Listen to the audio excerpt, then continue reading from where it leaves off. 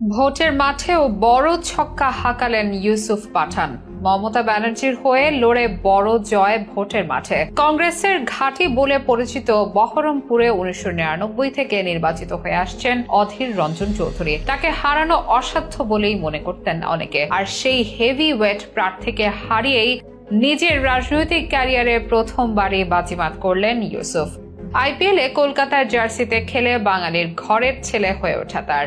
এবার হলেন বাঙালিদের সংসদ সদস্য। তার সামনে টিকল না কংগ্রেস প্রার্থী, টেকেনি মোদির প্রার্থীও। বিপুল ব্যবধানে জিতে রীতিমতো বাজিমাত করেছেন সাবেক এই ক্রিকেটার। তার জয়ে উল্লসিত তার ছোট ভাই ইরফান পাঠান। গোটা ক্রিকেট অঙ্গনেই যেন জয়ের প্রতিধ্বনি। তবে সহজ ছিল না অবাঙালি ইউসুফের বাংলাতে এই জয়যাত্রা।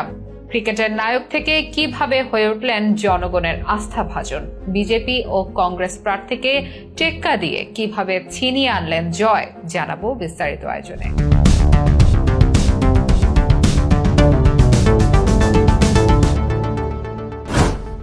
ভারতের রাজনীতিতে অভিনয় শিল্পীদের পদচারণা নতুন কিছু নয়। খেলার জগতের তারকাতেও ঢু মারতে দেখা যায়। তারকা খ্যাতিকে কাজে লাগিয়ে অনেকে পার হয়ে যেতে চান রাজনীতির মাঝেও। তাদের কতজন রাজনীতির লম্বা দৌড়ের ঘোড়া হতে পারেন সেটি অবশ্য ভিন্ন বিষয়। তবে সম্প্রতি হয়ে যাওয়া লোকসভা নির্বাচনের ফলাফল দেখে অনুমান করা যায় সাবেক ক্রিকেট তারকা ইউসুফ পাঠান হয়তো রাজনীতির লম্বা ইনিংস খেলার জন্য তৈরি। নিজেকে প্রমাণ করেছেন বড় ম্যাচের খেলোয়াড় হিসেবে। যে আসনে 25 বছর ধরে একজনই বারবার সংসদ সদস্য নির্বাচিত হচ্ছেন, সেই আসনে তাকে হটিয়ে যেন বড় কোনো ছক্কায় হাঁকালেন ইউসুফ। এবারে নির্বাচনে বহরমপুর আসনে হারিয়েছেন 5 বারের সংসদ সদস্য ভারতীয় কংগ্রেসের পোড় খাওয়া নেতা অধীর রঞ্জন চৌধুরীকে, সেটি আবার 75,000 ভোটের ব্যবধানে। একসময় ক্রিকেট মাঠে দাপিয়ে বেরিয়েছেন ইউসুফ। ভারতের হয়ে 2007 টি-20 ও 2011 ওয়ানডে বিশ্বকাপ জিতেছেন তিনি। আইপিএল এ কলকাতা নাইট রাইডার্সের হয়ে 2012 ও 2014 সালে শিরোপাও জেতেন। 2014 সালে আইপিএল এ মাত্র 15 বলের রেকর্ড দ্বিতীয় দ্রুততম 50 হাঁকান। বিধ্বংসী সে ইউসুফ এবার বিধ্বংসী ছিল ভোটের মাঠেও। এর আগে কোনোদিন রাজনীতির পথ ধরে হাতেননি, স্বাচ্ছন্দ্য ছিলেন ক্রিকেটের ময়দানে। ভারতীয় দলের পর আইপিএল এর কেকেআর এর জার্সিতে খেলার সুবাদে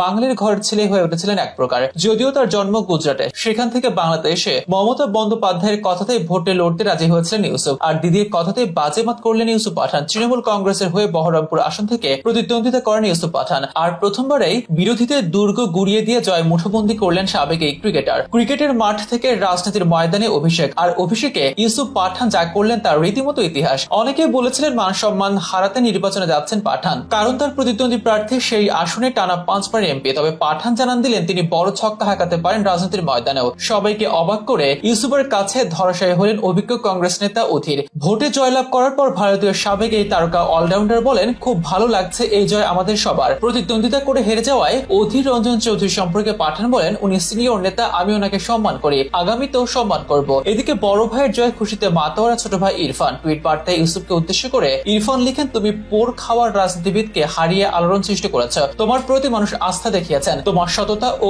অটল মানসিকতা পূর্ণতা পাক এবার উন্নয়নমূলক কাজে, তাতে মানুষের জীবন আরো সমৃদ্ধ হবে। মেরা ভাই জিত গায়া। ইউসুফের এই জয় ইতিহাস বটে। অবাঙালি ইউসুফ পশ্চিমবঙ্গে কতটা সুবিধা করতে পারবেন তা নিয়ে মতভেদ ছিল সবার মাঝে। অনেকে তো তার হারও দেখেছিলেন নিশ্চিতভাবে, কিন্তু শেষ পর্যন্ত লড়াইটা দারুণভাবে জিতেছেন ইউসুফ পাঠান, অনেকটা তার মারকুটে ব্যাটিং স্টাইলের মতোই।